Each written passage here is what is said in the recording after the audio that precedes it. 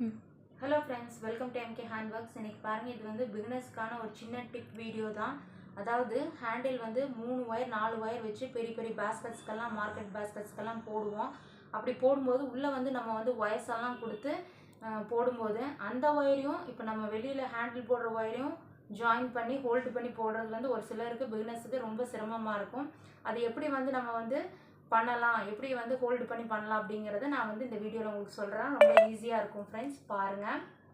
இப்போ நம்ம எந்த இடத்துல போடுறோமோ அந்த இடத்துல செலக்ட் பண்ணிக்கோங்க. இது வந்து நான் 3 ஒயர் வச்சு போடக்கூடிய ஹேண்டில் தான் வந்து நான் இந்த பாஸ்கெட்டுக்கு போட்டிருக்கேன். உள்ளே வந்து 2 ஒயர் கொடுத்துருக்கேன். அதை வந்து நம்ம எவ்வளோ உள்ள ஒயர்ஸ் கொடுக்குறோமோ அதுக்கு வந்து இந்த மாதிரி ரப்பர் பேண்ட் போட்டுக்கோங்க.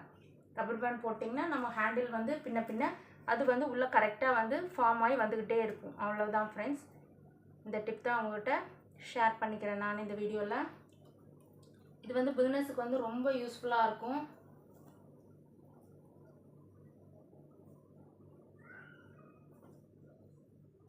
இப்போ பாருங்கள்,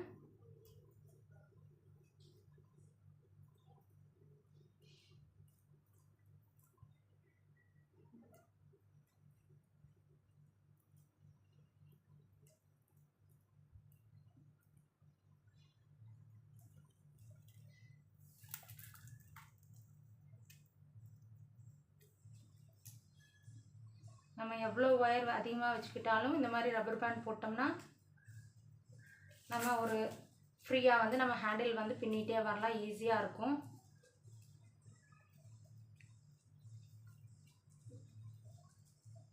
நல்லா போட தெரிஞ்சவங்களுக்கு ஒன்றும் பிரச்சனை இல்லை ஃப்ரெண்ட்ஸ். புதுசாக போடுறவங்களுக்கு இது கண்டிப்பாக இந்த மெத்தட் வந்து யூஸ்ஃபுல்லாக இருக்கும். இப்போ பாருங்கள், இப்போ வந்து நம்ம பின்னிக்கிட்டே வரோம். மறுபடியும் இந்த ரப்பர் பேண்டை நம்ம கீழே கொஞ்சம் கொண்டு வந்துட்டோம்னா அப்படியே கண்டினியூஸாக நம்ம போட்டு ஃபினிஷ் பண்ணிடலாம்.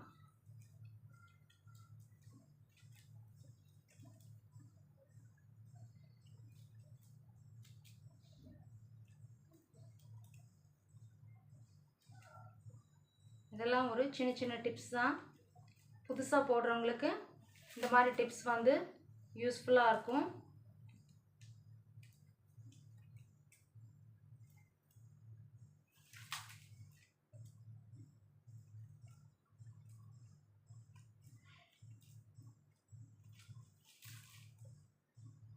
உங்களுக்கு இந்த டிப் யூஸ்ஃபுல்லாக இருந்தால் நீங்களும் இது வந்து ட்ரை பண்ணி பாருங்கள் ஃப்ரெண்ட்ஸ். சேனலை லைக் பண்ணுங்கள், ஷேர் பண்ணுங்கள், சப்ஸ்கிரைப் பண்ணுங்கள். Thank you friends.